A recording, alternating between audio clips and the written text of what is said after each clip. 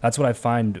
People are always a product of their environment, Yeah. right? So you're in an environment that has a lot of people that are trying to contain you, right? Yeah. And that's one thing that I find very similar with a lot of the people that I've talked to, especially on the show, is that they were in this environment where they're trying to excel Yeah. and become the best.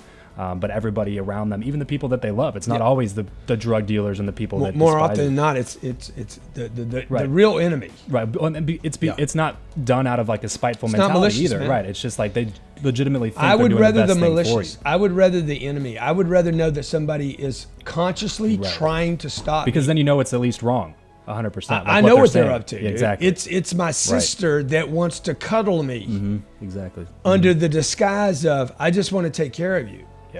Yeah. That is the most damaging because it's the wife you sleep with. It's your dad that says, dude, I just don't want you to get hurt. Exactly. Right? Like it's the people in your life that care for you that don't even know that they're actually damaging you. Holding you from reaching. Eventually I got to this point in my life, in my early 20s where I realized that the degree that I had was useless. The experience that I had was basically useless because I was a door-to-door salesperson. Nobody would hire me. I was applying for regular sales jobs. Nobody would hire me. And so I was like, well, my degree is useless. And now the thing that I know how to do really well, nobody seems to care about that either. So what do I do? And it was at that point where I finally started looking in the mirror and realizing that, look, regardless of what everybody else thinks, I'm the only person that has to wake up every single day, look at myself in the mirror and be me. So I literally cannot expect to live a happy and fulfilled life if my daily actions are built to make other people happy instead of built to make me happy. And that's when a lot of those things, I think, started to change. And I started to, on purpose, search out those new directions. How many shows did you do until you hit that maybe 1 million downloads? 400? Yeah. Listen to Travis. It's not 4, it's not 40, it's not 100, it's 400. Yeah.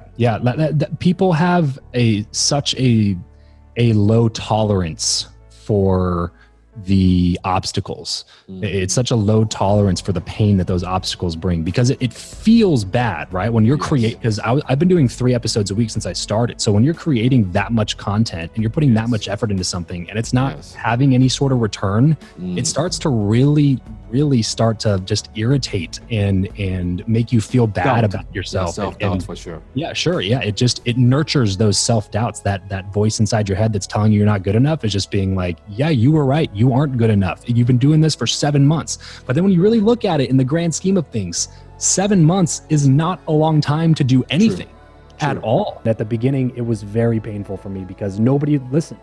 Like nobody knew who Travis Chappell was. Nobody, gave a shit about what I had, what I was up to. Nobody cared. And honestly, rightfully so. I hadn't earned the right to demand attention to begin with.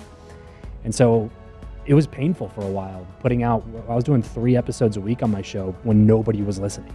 Like 3 interviews every single week is a difficult release schedule to keep up, even when you have a bunch of people who are listening to your show. But when you're putting in that much work and it's like crickets every time you release an episode, it's that much more difficult to get back up the next week and start recording more episodes and flying out to guests and making sense of these expenses that don't even really make sense on paper because you can't track the ROI, but you just have faith that it's going to come back in some point in the future. Like that's painful consistency right there, but I think that it's everything. And then once you do it one time and you start to get on the other side of the pain, you start to realize that that's really the point where most people give up, is they're not willing to be painfully consistent. So they don't get to the reward at the other end. Half the game is just showing up. It's not easy all the time. Like especially when you're in those kind of stressed, anxious modes and you got a lot of stuff on your plate and you know that you have work to do, but you're not exactly sure what things to start on or how to prioritize it. It feels like a waste of time. It feels like a waste of energy. It feels like a waste of money to like invest in a plane ticket, invest in a hotel, invest 10 grand in an event, go there, show up. You're taking a lot of time away from your business and from the work that's on your plate and the things that you have to be doing to go do those things. But showing up will lead to those opportunities.